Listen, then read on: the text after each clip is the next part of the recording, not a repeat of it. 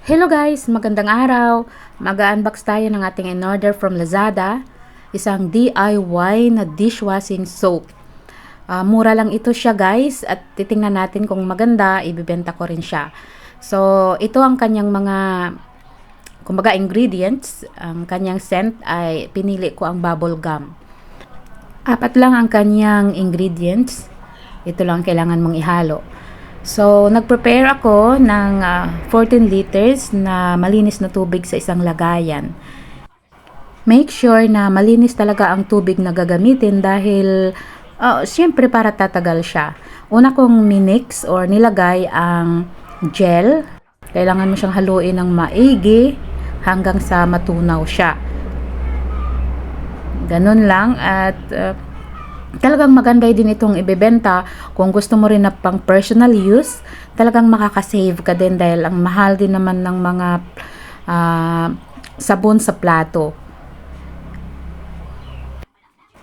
Haluin ng maayos hanggang sa tingin mo parang medyo natunaw na siya, and ilalagay mo itong foam booster para sa bula niya.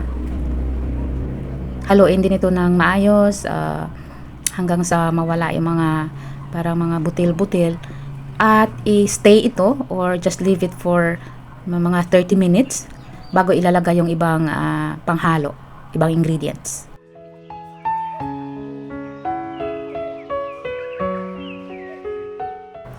After 30 minutes, ang susunod nating ihahalo itong pampabango, itong scent na napili ko, ang bubble gum. Ilalagay mo siya, ihalo mo siya ng maigi, i-mix ng maayos hanggang sa well-balanced ang kanyang kulay.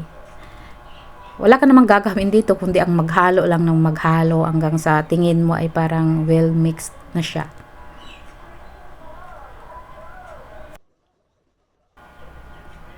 Then, ang last na ihahalo natin itong pampalapot.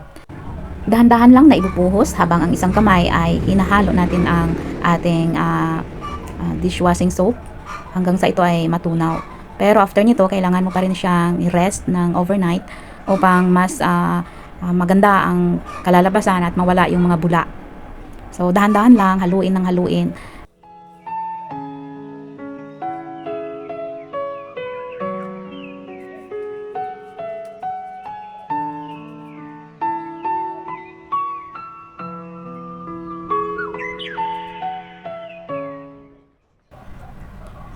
Yung bula niya talagang normal lang yan, pero after mo siyang i-rest ng isang gabi, mawawala din mga bula niya. Talagang lalo siyang titingkad ang kulay niya.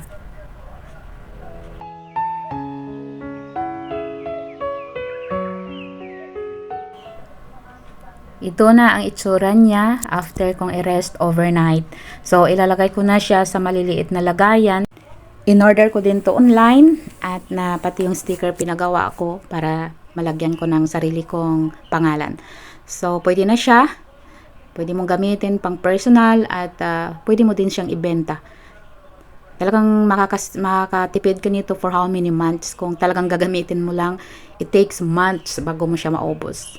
So, marami na siyang bumili sa akin, marami nang umorder. So, I hope na makatulong din sa inyo.